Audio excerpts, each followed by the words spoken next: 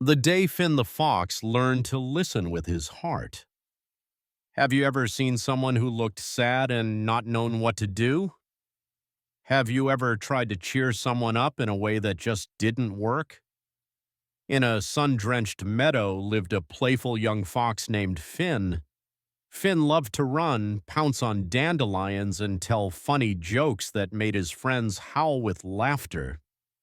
Finn believed that the best way to make anyone feel better was with a good joke and a loud, fun game. He was always full of energy and believed that everyone else should be too. In a quiet corner of that same meadow lived a shy, kind badger named Ben. Ben was always sad. He sat alone by his burrow, his head bowed low, his shoulders slumped. He never laughed at Finn's jokes and never joined in the loud, boisterous games. Finn saw Ben's sadness and decided he had to fix it. "Hey, Ben," Finn called, running up to the badger. "Why so sad? Don't worry, I have a joke for you. What do you call a sleeping badger?" Ben just looked at him with tired eyes. Finn didn't wait for an answer. "A badger that's bedger." Finn howled with laughter at his own joke, and a few sparrows chirped their appreciation, but Ben only blinked. Determined, Finn tried again. He told a new joke, then tried to sing a loud, happy song.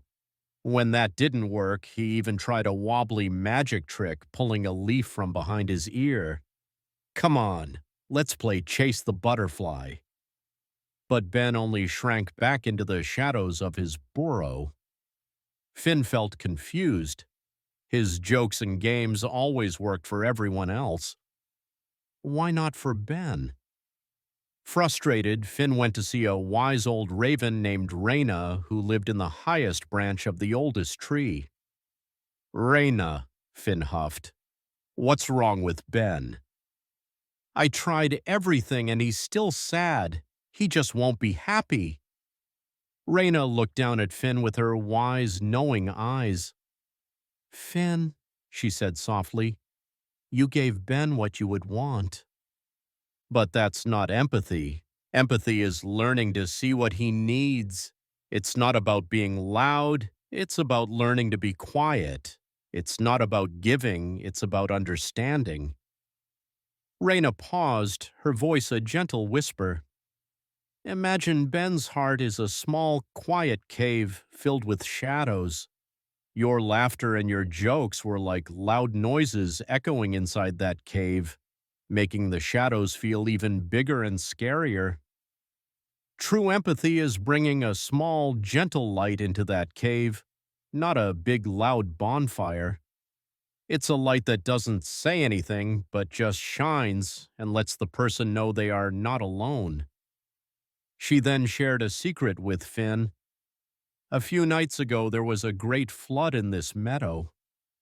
The river rose and Ben's burrow was filled with water. He lost his home, his food, his blankets, everything that was cozy and safe to him." Finn's tail drooped. He hadn't even noticed the flood. He had been so busy having fun that he hadn't seen the quiet sadness of his friend or understood the true reason for his pain.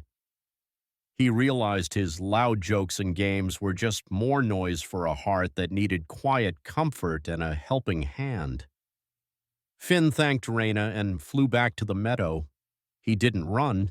He didn't call out. He walked quietly to Ben's burrow and saw the sad, muddy mess. Finn didn't offer a joke or a game. Instead, he saw what Ben truly needed. Without a word, he began to dig, using his paws to gently clear the cold, damp mud and debris from the entrance of the burrow. Ben looked up, surprised, as Finn worked silently. Finn found a large flat stone and placed it at the entrance to act as a step. He carefully placed a soft, dry bed of moss inside, feeling the cool, soft texture under his paws. Ben, still not speaking, watched as Finn brought him his favorite berries, the sweet, plump kind that grew on the other side of the meadow. Finn simply placed the berries beside Ben, a silent offering of care. For the next few days, Finn did this every day. He didn't say a word, he just listened with his heart. He worked side by side with Ben to rebuild his burrow, and when they were tired, they would sit together in comfortable silence. Finally, one afternoon, as the sun began to set, Ben's shoulders were not as slumped. He picked up a berry and ate it. "Thank you, Finn," he said softly. "You came and you stayed. You didn't just bring noise. You brought a quiet kindness. That's the best kind of joke you could have told me." The two friends sat side by side, sharing the silence. As the cool evening breeze rustled the leaves around them, Finn smiled. He finally understood. Kindness wasn't about being loud and happy. It was about seeing another's heart and offering what it truly needs. Finn learned that day that the greatest gift you can give a friend isn't a joke or a game, but a quiet, understanding heart.